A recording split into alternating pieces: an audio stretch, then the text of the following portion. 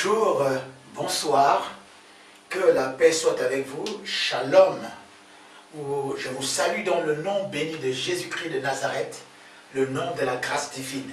La Bible nous dit que la vérité et la grâce sont venues avec Jésus-Christ. Alors, nous venons dans notre émission et notre rencontre désormais habituelle, Christ à l'œuvre. Je suis excellent APM, l'apôtre Paul Messi. J'officie au Gabon, au ministère Colonne de Feu de Nuit à Libreville et en tout. Alors nous verrons Christ à l'œuvre aujourd'hui dans l'évangile selon Jean. Jean au chapitre 19 et nous allons lire le verset 30. Il est écrit: quand Jésus eut pris le vinaigre, il dit: tout est accompli. Et baissant la tête, il rendit l'esprit. Nous allons donc partager ce verset que nous garderons dans son contexte pour intituler cette exhortation, cet échange, n'est-ce pas, avec vous. Jésus-Christ a tout accompli pour toi. Et pour ce faire, je vais commencer par prier. Je te bénis, Dieu merveilleux, pour la grâce que tu accordes à ceux qui sont devant cet écran, à ceux qui sont derrière également cette radio.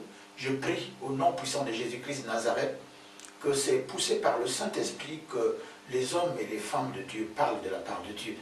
Et pour cela, je manifeste la puissance de l'autorité du nom de Jésus en interdisant toute activité, toute manifestation et toute influence qui s'opposerait à la connaissance de Dieu, et que je ramène toute pensée captive à l'obéissance du Saint-Esprit de Dieu, et j'inonde ce média du sang précieux de Jésus-Christ de Nazareth. Amen. Encore, voilà, je viens de lire Jean chapitre 19, verset 30. La Bible nous a dit expressément que après que Jésus-Christ eut pris le vinaigre, il rendit l'esprit. Il dit tout est accompli, il rendit l'esprit. Et c'est de ça que nous allons parler. Alors, de quoi il s'agit? Il s'agit de la crucifixion, ou plutôt de la suite des événements de la crucifixion de Jésus-Christ de Nazareth. Alors, comment nous allons commencer par la Genèse pour montrer que tu as de la valeur, pour te montrer et te dire que Jésus-Christ est mort pour toi et que, in fine, il a tout accompli pour toi. La Bible nous déclare que Dieu, n'est-ce pas, alors qu'au départ, la terre était informe et vide et que l'Esprit de Dieu se mouvait au-dessus de l'abîme, il y avait un chaos, et ensuite Dieu parle. Dieu dit, maintenant, il a créé. Dieu créa ceci, Dieu créa cela, Dieu créa ceci, Dieu créa cela, et il a créé ainsi pendant 6 jours, n'est-ce pas? Et surtout, nous savons que le 6e jour, il crée l'homme selon son image et selon sa ressemblance. Il s'agit donc là de Adam et Ève qu'il place donc dans le jardin d'Éden qu'il avait pris soin d'organiser avant, afin que leur joie soit parfaite. La Bible déclare que Adam et Ève ont péché, n'est-ce pas? Et les voici fuyant devant la face de Dieu. Et comme Dieu descendait tous les soirs pour venir les rencontrer, il vient et il ne trouve plus au point de rencontre. Dieu appelle Adam, et Adam que de répondre, bon voilà, Adam, où es-tu? Dieu demande à Adam, mais où es-tu? Il dit, je suis ici. Où ça? Je suis caché. Il était caché derrière les arbres avec Ève, ils avaient fui ensemble. Et pourquoi est-ce que vous n'êtes pas au point de rendez-vous? Pourquoi vous vous cachez? Dieu avait demandé à Adam et Ève, et Adam que de répondre que voilà, nous sommes nus. Et Dieu leur pose la question, mais qui vous a dit que vous êtes nus? Histoire de dire que je vous ai créé ainsi et je venais vous trouver, il en est ainsi. Et la Bible déclare que comme il y avait effectivement une loi, parce que c'est l'Ancien Testament, c'est l'alliance, n'est-ce pas, de la loi leur disait, leur interdisait, et que, écoutez, vous pouvez manger, n'est-ce pas, de tous les fruits des arbres qui sont dans le jardin d'Éden, sauf le fruit de 2 arbres, en l'occurrence l'arbre de la vie éternelle, et effectivement, c'est cet arbre-là, n'est-ce pas, qu'ils n'ont pas mangé, mais ils ont plutôt pris, le deuxième interdit, c'était l'arbre de la connaissance du bien et du mal.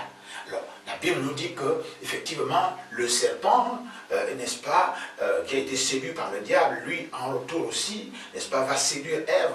Et il prend donc, il séduit Ève pour que celle-ci prenne le fruit de la connaissance du bien et du mal, sous prétexte qu'ils seront comme Dieu, connaissant le bien et le mal, et nous connaissons, in fine, ce qui en est arrivé.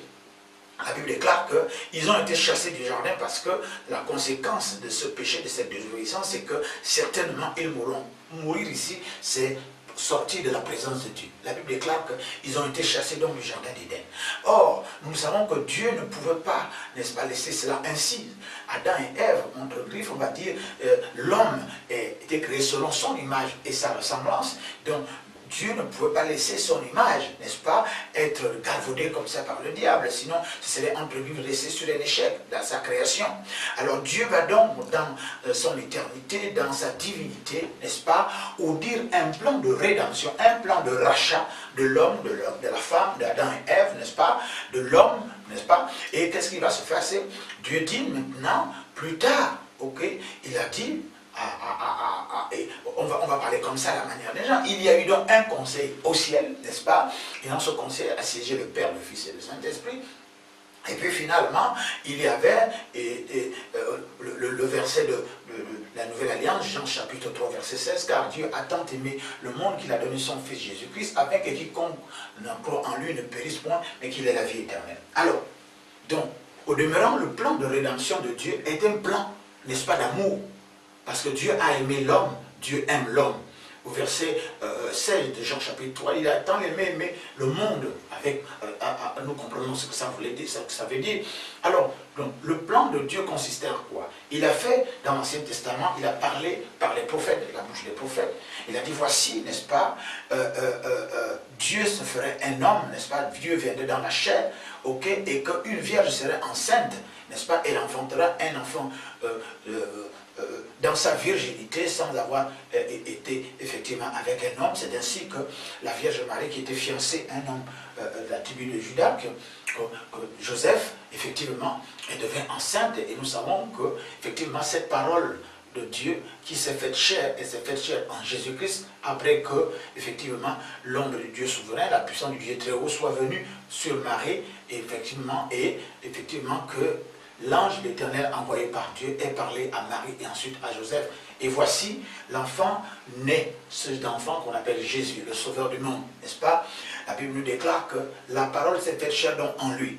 Donc cette parole s'est faite chair pourquoi? Elle s'est faite chair par amour, elle s'est faite chair parce que tu as de la valeur.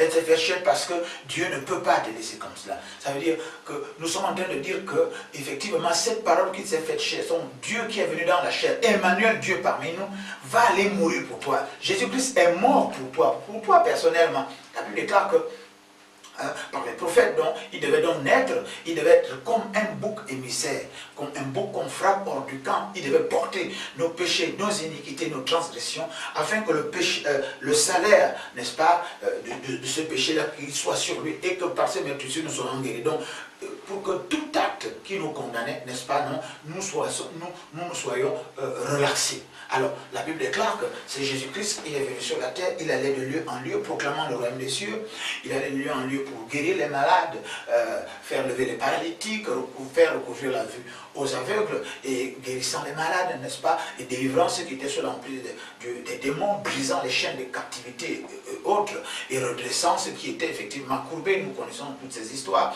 et guérissant par-ci par-là toute maladie. Et la Bible déclare que ce Jésus-Christ, le point focal de son ministère, c'est qu'il devait effectivement accomplir le rachat. Il devait accomplir le ministère, n'est-ce pas, de la réconciliation, pour que, après le péché, après la mort d'Adam et Ève, alors qu'ils ont été chassés hors du jardin, pour que nous ne soyons plus ennemis dans la maison de Dieu, pour que la justice de Dieu ne pèse plus lourdement sur nous, parce que c'est Jésus-Christ de Nazareth qui va mourir pour toi, il va mourir pour satisfaire la justice de Dieu, parce que sinon nous ne pourrons pas nous en sortir.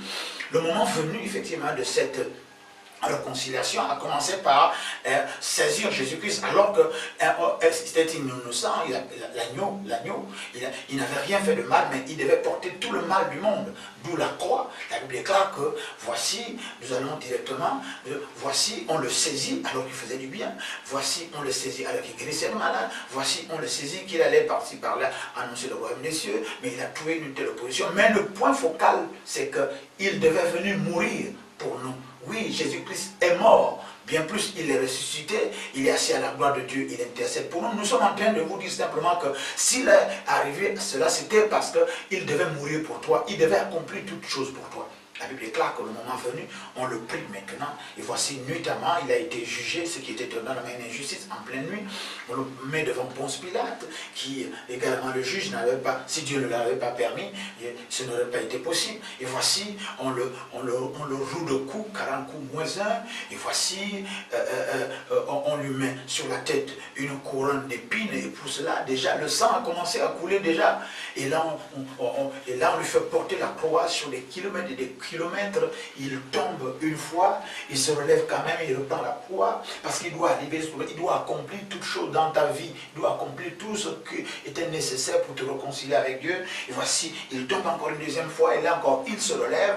Et là, parce qu'il faut absolument qu'il meure pour effacer, n'est-ce pas, pour satisfaire la justice de Dieu, pour effacer les iniquités, pour effacer les transgressions, pour effacer une ardoise de désobéissance et de violence qui te chargeait et qui t'accablait. La Bible déclare que la troisième fois, il n'a pas pu se relever. Et là, on prend un Simon de Cyrène qui porte la croix. Et Jésus, là, va jusqu'à Golgotha, où, effectivement, il est crucifié au milieu de deux malfaiteurs.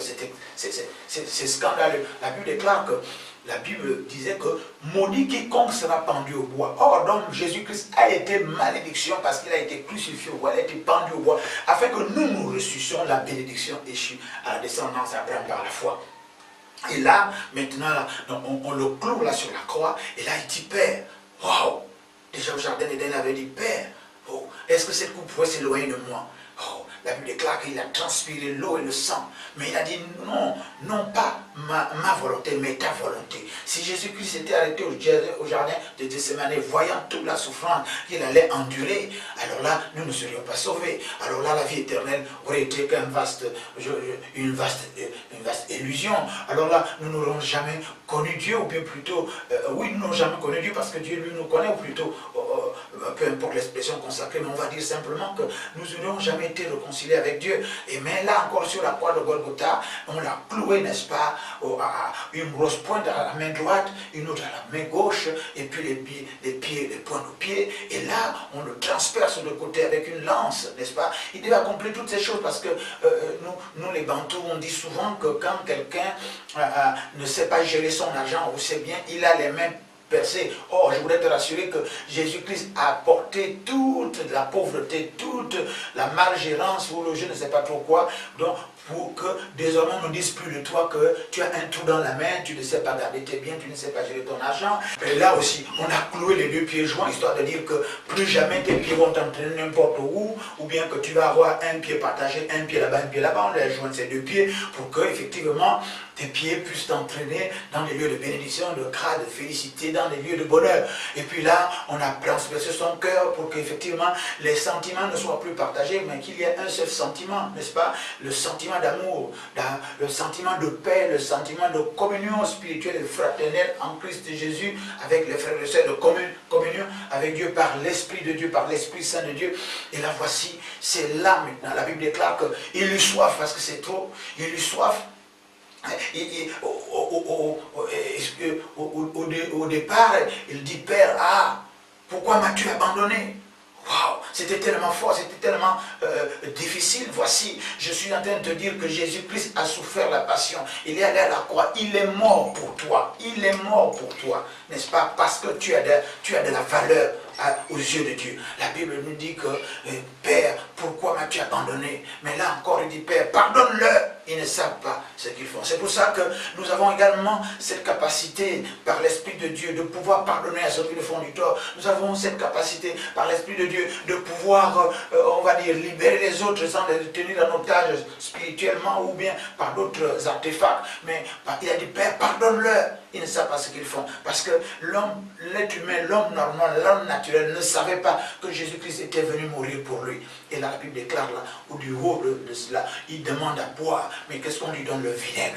Jésus a refusé le vinaigre parce qu'il ne pouvait pas accepter l'amertume, il ne pouvait pas accepter la colère, il ne pouvait pas accepter toutes ces choses-là. Pourquoi? Parce que tu es de la valeur. Pourquoi? Parce qu'il voulait te réconcilier. Parce que quoi? Parce qu'il va déclarer ce qu'il déclare. Maintenant, nous allons répéter. Il dit, Père, maintenant, tout est accompli.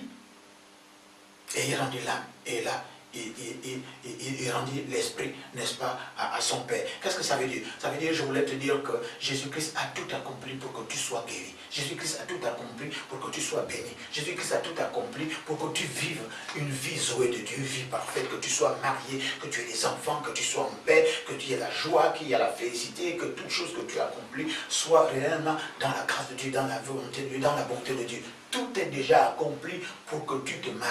Tout est déjà accompli pour que tu aies des percées. Tout est déjà accompli. Histoire de dire que Jésus a tout fait pour te réconcilier avec Dieu. Il a tout fait pour te racheter. Il a tout fait pour racheter tes erreurs, pour te racheter tes fautes, pour racheter tout ce que tu as pu faire comme le mal. Donc la Bible nous dit que quand il dit tout accompli, c'est là qu'il a dit, c'est-à-dire c'est complet, c'est à passer une seule fois pour toutes. Il n'y a plus rien à faire, n'est-ce pas? Tes péchés passés, présents et futurs, n'est-ce pas, sont pardonnés. Mais ce n'est pas une licence, n'est-ce pas, pour vivre dans le péché ou bien pour continuer à pécher parce que Jésus-Christ aurait déjà payé pour tous les péchés. Non, mais simplement te dire, tu dois avoir en conscience que Jésus-Christ de Nazareth, la parole qui s'est faite chair, n'est-ce pas, elle est venue mourir comme et porter nos péchés, nos iniquités, nos transgressions. Donc Jésus est venu pour que tu ailles au ciel.